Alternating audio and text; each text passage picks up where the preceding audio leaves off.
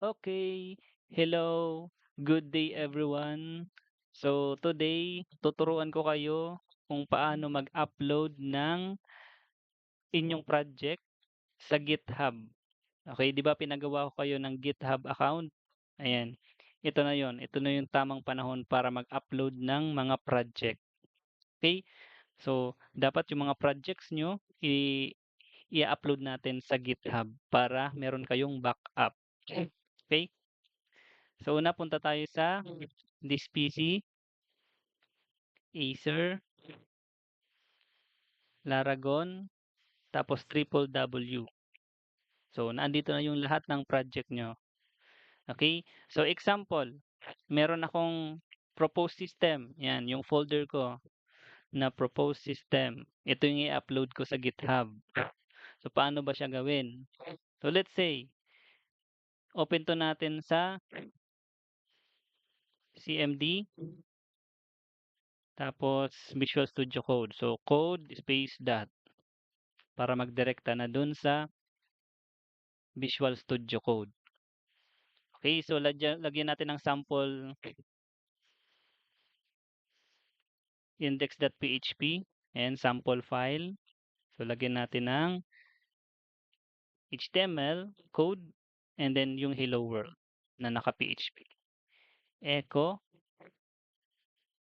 hello world. And, tapos yung ending ng echo ng PHP. Okay, save nyo lang. Ayan. So, sample na yan ng project natin. So, yan. Paano ba mag-upload? So, una, pakitingin dito sa sidebar, meron akong nakikitang search, yan, and then yung source control. So, dito sa source control, kailangan nyo itong pindutin. Ayan. So, sa una, you need to download first the Git for Windows. So, kailangan natin to. Okay? Para makapag-upload tayo dun sa mismong GitHub. Okay? So, download. Okay? And then, open. Yan, magdidirekta kayo dito sa Git. So, may nakikita kayong click here to download. Just download that. Ito. Click here to download the latest version. And automatically, mig-download po yan. Okay, once na na-download, open nyo lang. Ay, paano kaya? Yan, open nyo lang. Ayan, yes. Ayan, next. Next. The folder Git already exists. Would you like to install the folder anyway? Okay lang yan. Yes lang. And next nyo lang. Next. Next. Next. Next. Next. Next. Next. Puro next. Yan, next. Next. Next. Yan. Hanggang sa mag-install.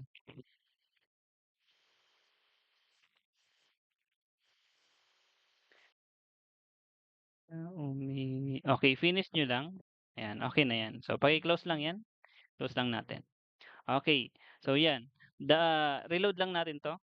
Balik muna tayo dito. Tapos, balik tayo dito. Oops, di nag-reload. Siguro close muna natin yung window. Ayan, tapos balikan natin sa Visual Studio Code.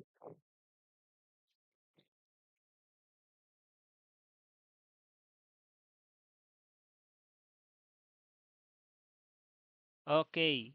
So, balik tayo sa source control. Ayan, so nakalagay na yan. Okay? So, initialize and publish to GitHub. But before that, dapat nyo munang i-login yung account nyo dito sa baba. So, yung nakita dito, itong account sa baba. Account, sign in to sync settings. So, click nyo to. Tapos, yung pinakataas, sign in to sync settings.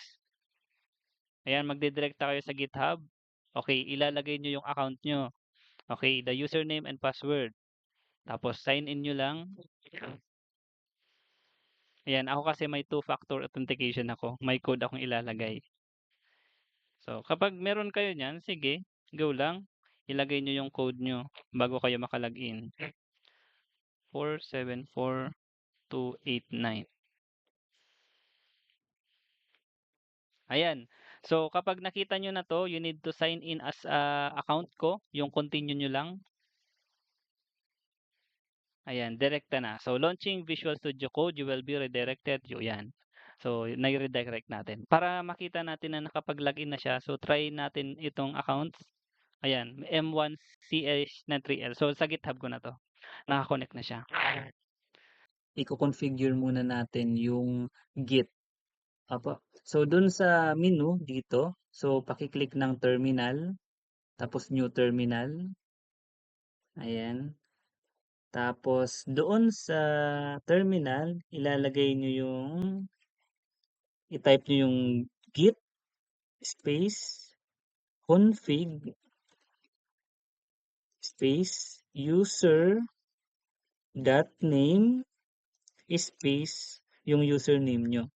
Okay, sa akin ang username ko sa GitHub is yung 93L. Ayan. And then enter. Another thing, git space config space email user dot email. Tapos ilalagay nyo yung email nyo. MBB Michael Lulu Banaria 25 at gmail.com.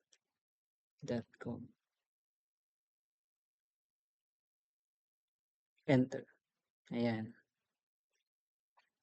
Okay na. Okay? So, itong account ko 'to, itong, folder ko 'to, i-upload natin.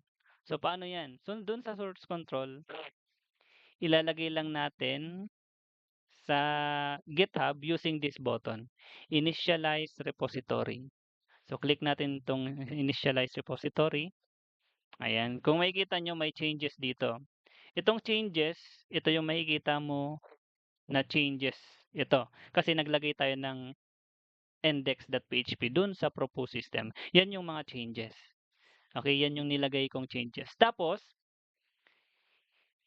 i-add natin to, i-stage natin to. Ang pangalan po is stage. Ibig sabihin, you need to, kumbaga, isi-set mo na para ma-upload na yung mga file. So, dito sa change, merong plus dito nakalagay. Ayan. Click mo yung change, itapat mo lang tapos merong plus. Ayan. Ang nakalagay dyan, stage all changes. Click the plus, ayan, naka-stage na siya.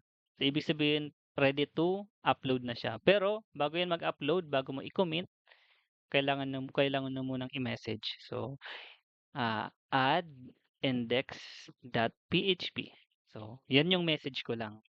Okay? So, click ko tong commit and sync. Ayan. Tapos may nakalagay dyan public branch. Okay. I-click kong public branch. Ayan. So, nakalagay dyan, the extension GitHub wants to to sign in using GitHub. So, allow mo lang. Ayan. Sign is as Michael. Authorize. Ayan. Babalik kayo dun sa GitHub. Ayan. So, meron dyan nakalagay publish to GitHub in private repository or publish to GitHub on public repository. So, sa ngayon, i-private nyo na muna kasi para private lang yung mga code mo. So, private. Ayan, meron nakalagay diyan, publish to GitHub uploading files. Yan, uploading files na siya. So, okay na. Successfully publish yung pangalan ng account ko and yung pangalan ng folder. So, makikita niyo yan na uploaded na pag inopen mo yung GitHub. Ayan, andito na siya. Uploaded na. Kasabay yung index.php. Ayan. So, ganun lang po ang pag-upload dun sa GitHub. So, let's say additional file tayo. Isi-send natin yung login.php. Ibig sabihin, dadagdagan natin yung file. So, paano natin i-upload? So, same as before, click nyo yung source control and then ipa-plus nyo to. Naka-stage na siya. Tapos lalagyan mo ng message, add login.php, in-add ko daw si login.php and then commit. Ayan, sync changes niyo lang.